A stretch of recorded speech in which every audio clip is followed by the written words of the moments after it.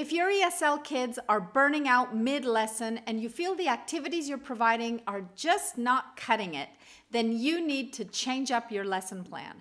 Don't even think about using video though to teach children a second language because it's not going to work. And in this video, I'm going to tell you why, plus give you some great tips on how you can plan your lesson according to what I consider to be my principles of teaching English as a second language. Make sure you stick around till the end though, because I've got one tip that is going to change everything. Hi, I'm Adriana. Welcome back to my channel where you can find tips and tricks for teaching English to young children. Well, I find that there are three things that teachers tend to do that are like the base of why kids burn out, why they get bored. So let's take a look at what they are. And they are definitely things that you don't want to do.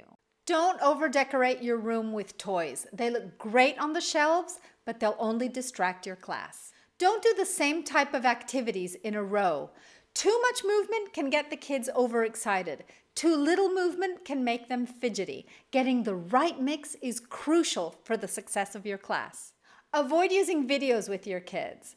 An important aspect of communication is picking up on nonverbal facial cues, and those are not captured on video. Now that you know what not to do, try this instead. How would you feel if I dangled a piece of chocolate in front of your eyes and told you you couldn't eat it?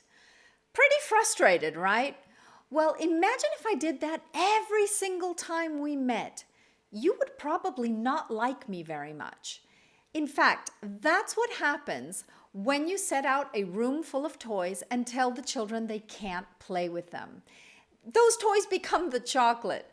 What I suggest is to have out only the materials necessary for the lesson that you're going to do.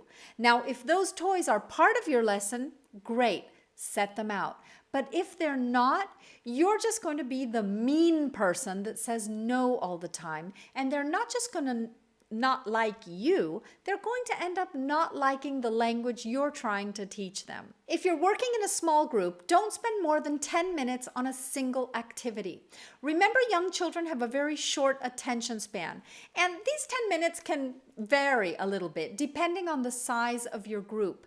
But the main point here is that don't stay on one activity for too long. You need a good balance of activities that require moving around and activities that require quiet time. When we observe children at play, let's say playing house or dentist or supermarket, we only see the final product. What we don't realize is that in order to get there, the kids have gone through multiple steps. What they're going to play. They have to decide the scenario. They have to decide on the roles. Who is going to play whom?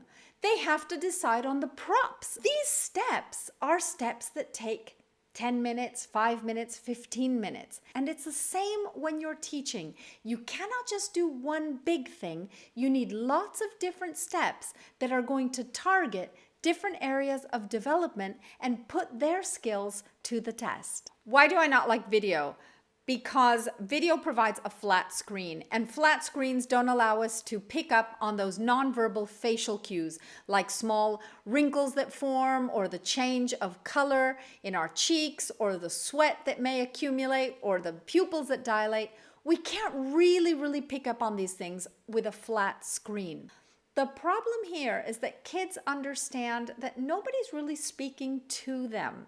And after a while, though they may seem initially excited, after a while they will burn out. We learn to speak because someone speaks to us, not at us, but to us. And it's a two-way conversation. So if we can't use videos and we have to mix up our activities all of the time, how are we going to do it? What are we going to do? Well, you have to find yourself a good method. You have to find something solid, something efficient, something that is going to work. You cannot improvise. You cannot wing it. But making lesson plans is not an easy thing to do. And that's part of my job. In my method, English is Fun, I don't just train the teachers to use the method. I provide them with lesson plans, tried and tested lesson plans that work. I know because I've used them, and also about 1,000 other teachers that I've trained have used them with success. So I'm just going to drop a link down below so you can check out my method, but also I'm launching internationally, which I'm really excited about.